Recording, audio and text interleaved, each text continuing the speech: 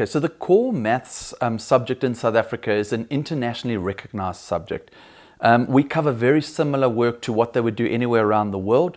It is quite academic and it is quite general. And we do algebra, we do differential calculus, we do trigonometry, we do geometry, and we also do statistics. Mathematical literacy is very different. So there is no algebra, there is no trigonometry, and there is no abstract calculations.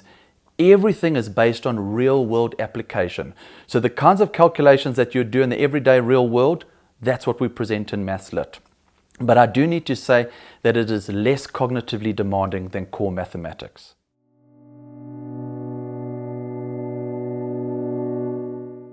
It really depends on individuals and their own personal strengths and weaknesses. What I can say for core mathematics is that there is no restriction to any course at university. So it definitely opens as many doors as possible. Every door is open. There isn't a single course that you wouldn't be able to get into if you had good maths results.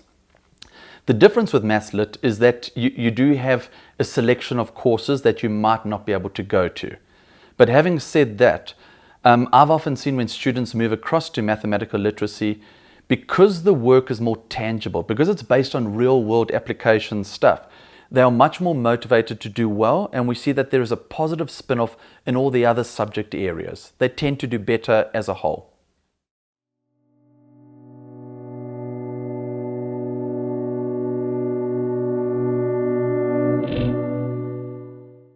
So if we're talking about marks, I want to talk generally first of all. I don't always think that a mark is the best indicator of ability. It's really where you were based on your work ethic, and students are not always mature and may not have given their best shot. But if you're someone who's worked incredibly hard and you're getting in your 40s or lower, then I'd suggest the consideration of moving to maths literacy. And usually those are marks in the 40s. So anything below 40%, you don't really have the foundational knowledge to be able to continue with core mathematics.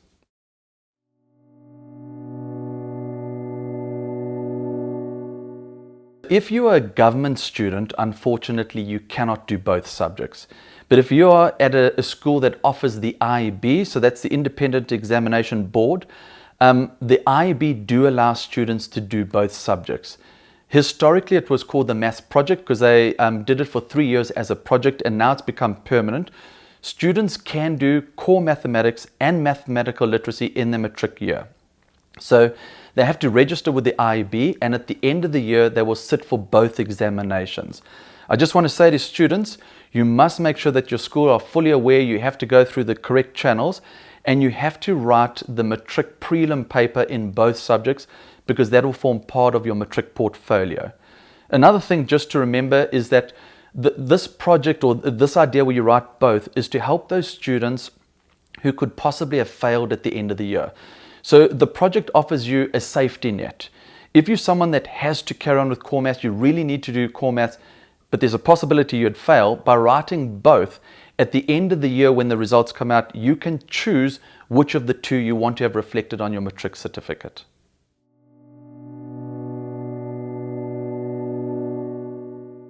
A student that takes Maths Lit definitely can get into university.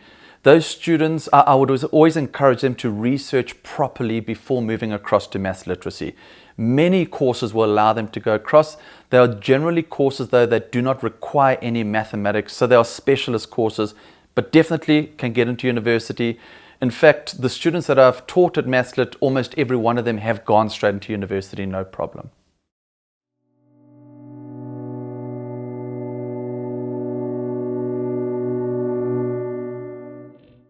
So the NBT question is an interesting one.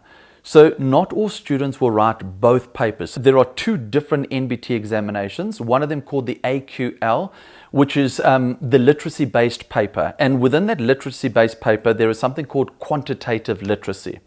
So if a student is doing mathematical literacy, they wouldn't write the maths component of the paper. The content that they've covered in Maths Lit is very different, and they wouldn't cope with that. But most Maths Lit students who are going for university courses would only be choosing those courses where Maths Lit is one of the requirements.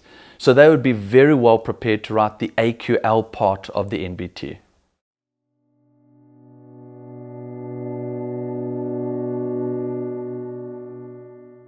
I would always say to students that they've got to think very carefully about why they want to continue with mathematics. It's not an easy decision, and it's really a personal decision.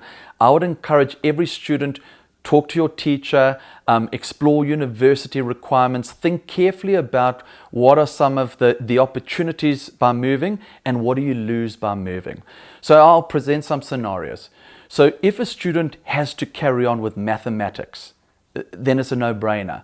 But if they are failing mathematics, then they've got to say to themselves, why do I have to carry on? Perhaps their expectations of themselves are unrealistic. If there is a course that requires mathematics, but they're getting below 40%, they maybe need to reassess the course that they want to study. But if a student is doing well, continue with core mathematics, leave as many doors open as possible. Just as a final point, some people say that mathematical literacy closes doors. I don't necessarily believe that. If you are moving to mathematical literacy, the chances are that you've really struggled with mathematics. You don't have the aptitude, nor do you have the interest. So it is unlikely that you would want to choose maths-related subjects at university. And that then means that you can do mathematical literacy because those courses don't require core maths. And very often a move to maths literacy will help your admission point score. And so sometimes it's actually going to open more doors for you to have moved to maths literacy.